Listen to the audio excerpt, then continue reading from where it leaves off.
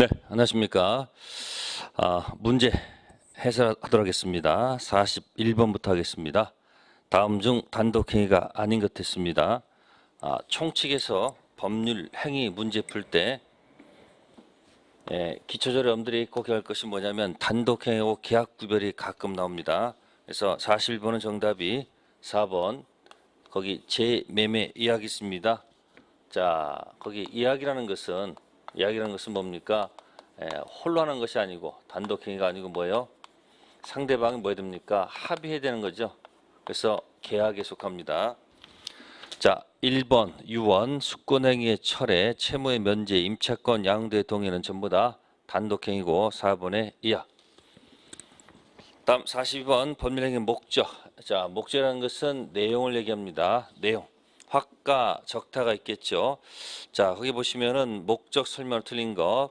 자, 4번 보시면은 표시된 동기라고 되어 있습니다. 4번에 보시면은 표시란 말이 있습니다.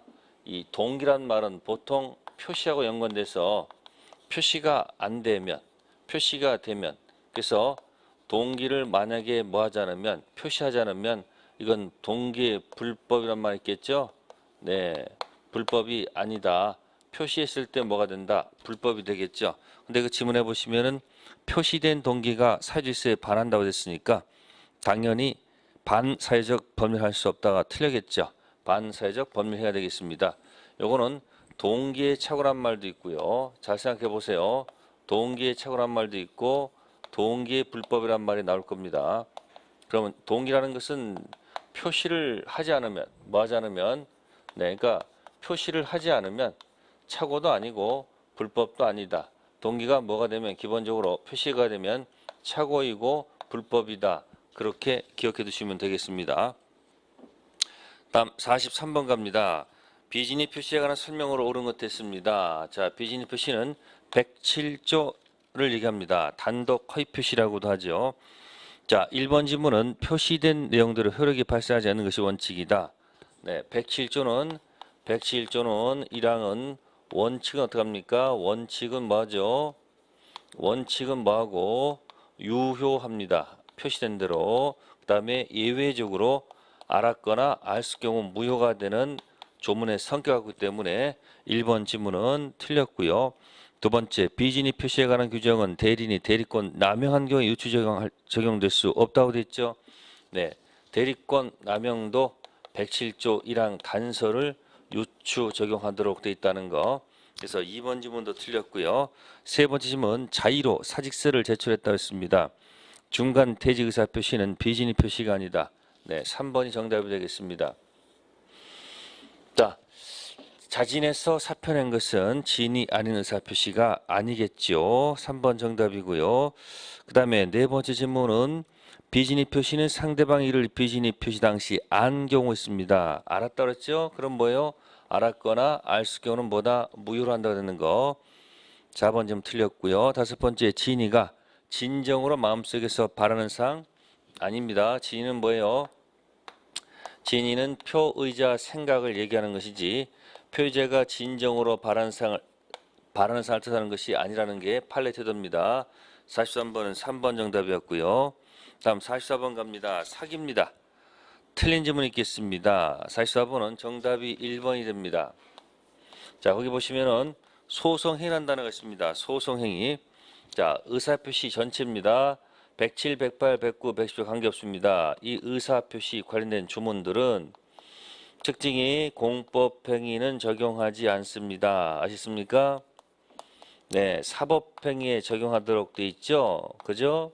따라서 여기 소송행위라는 것은 일종의 공법행위 되기 때문에 공법행위는 적용할 이유가 없다. 그래서 틀린 지문은 몇 번? 1번 지문 되겠다. 나머지 사항들은 다 맞는 지문이 되겠습니다. 소송행위, 공법행위 적용되지 않는다는 거 기억하시고요. 다음 45번 갑니다. 착오로 인한 의사표시 설명으로 틀린 것 45번은 정답이 4번. 네, 4번은 뭐냐면 자, 중도금 미지급을 이유로 계약을 적법하게 뭐했다? 해지했다고 되어 있습니다. 매수는 착오를 이유로 그 계약 전체를 취소할 수 없다. 네, 취소할 수 있습니다. 네, 정리하면 이겁니다. 법정 해제 후 이게 들어왔다는 얘기는 원상회복과 손해배상이 같이 들어왔다는 얘기가 되겠죠. 그 불이익을 뭐하기 위해서, 면하기 위해서 뭐가 있으면, 착오가 있으면 뭐 할 수 있다? 취소할 수 가능하다는 것이 판례 태도. 실익이 있다면 손해배상을 면하고 내가 준 돈을 돌려받을 수 있는 부당이득 반환받을 수 있다는 거. 정답 4번. 정답 중심으로 설명합니다. 다음 46번. 대리에 관한 설명으로 뭐한 것? 네, 옳은 것 됐습니다. 등기, 신청, 쌍방 대리가 허용되지 않는다. 허용되지요. 법무사 생각하세요. 두 번째, 의사 능력 없는 대리인, 대리는 유효하다. 네, 의사 능력 없는 자는 대리인이 될 수가 없습니다. 행위 능력 없는 자는 대리인 될 수 있으나 적어도 정신줄은 있어야 됩니다. 의사 능력은 있어야 되겠죠. 세 번째, 수권행위 철회는 임의 대리의 특이한 소멸사유지 법정 대리까지 소멸사유가 될 수는 없다는 거. 46번은 정답이 4번. 자, 본인이나 제3자에 대해서 대리인과 동일한 권리 의무가 있다. 복대리입니다. 복대리. 네, 복대리인은 자, 위에 대리인 있겠죠? 대리인.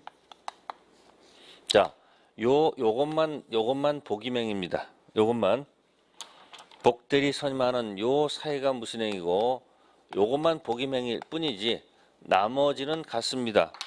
어차피 이쪽 상대방과 할 때는 어차피 똑같이 뭡니까? 네, 본인을 대리하기 때문에 따라서 복대리는 본인이나 제3자에 대해서 대리인과 동일한 권리 의무가 있고요. 다섯 번째 질문은 행위능력자인 대리인이 성년 후견 개시 받았죠. 사성파라는 것이 있습니다. 대리인 사망, 성년 후견 개시, 파산은 대리권 소멸사유가 됩니다. 따라서 모권이 소멸하면 자권도 소멸하겠습니다. 46번은 4번이었고요. 47번 협의 무권 대리입니다. 설명으로 옳은 것 반드시 나온다는 얘기 있죠. 무권 대리는 불확정무효입니다. 네, 정답은 1번. 상대방이 전득자에게 토지를 전매하고 이전 등기했다. 본인은 무권 대리 대리인을 전득 추인할 수 있다. 네, 맞는 질문 되겠습니다. 네, 본인이 원해서 하는 추인의 상대방은 확대시켜도 관계없습니다. 이건 축소시킬 필요 없습니다. 확대해도 관계가 없겠죠. 그래서 정답은 1번. 자, 사실은 2번은 안 상대방은 철회권이 없습니다. 그래서 2번 질문 틀렸고요. 다음 세 번째, 본인이 추인을 거절했을 때 무권 대리인 행위 무능력자였습니다. 행위 무능력자에 대해서는 책임을 추궁할 수가 없다는 거죠. 우리 민법은 무능력자 보호. 네 번째 질문은 추인 거절을 적극적으로 표시했습니다. 그러면 확정 무효가 됐기 때문에 더 이상 상대방은 최고할 수가 없겠죠. 다섯 번째, 대리인 추인은 단독행위이기 때문에 상대방 동의가 필요가 없다는 얘기죠. 정답 1번이었습니다. 자, 47번 협의 무권 대리 잘 기억하세요. 네, 다음은 48번입니다. 자, 이거는 표현 대리 관련 얘기입니다. 담보대출 대리권 수했습니다. 그런데 우리 갑의 대리로서 갑토지를 병한테 매도했다. 다음 중 틀린 것입니다. 그러면 기본 대리 권한은 뭡니까? 기본 대리 권한은 뭔데? 담보대출인데, 그죠? 담보대출인데 가서 우리 병한테 뭐 했다는 거죠? 네, 매매를 하였다는 얘기죠. 딱 있는 순간 뭐예요? 아, 월권, 권한을 넘은 표현 대리구나. 딱 눈치가 채 되겠죠. 따라서 48번의 1번은 담보대출 필요한 위임장, 인감 및 저당권 설정 필요한 서로 일치 교부한 것은 기본적 대리권이 될 것이고, 두 번째, 표현 대리가 성립하지 않더라도 병은 갑에게 소유권 이전 등기를 청구할 수 있다. 아니죠. 무슨 대리가 성립해야 돼요? 표현 대리가, 이 계약이 무슨 대리가, 표현 대리가 뭐 해야 되지? 성립이 돼야지 병이 갑한테 뭐 할 수 있는 거예요? 네, 책임을 추궁할 수 있는 거죠. 그죠? 책임 추궁할 수 있는 겁니다. 따라서 48번의 2번은 논리 모순이죠.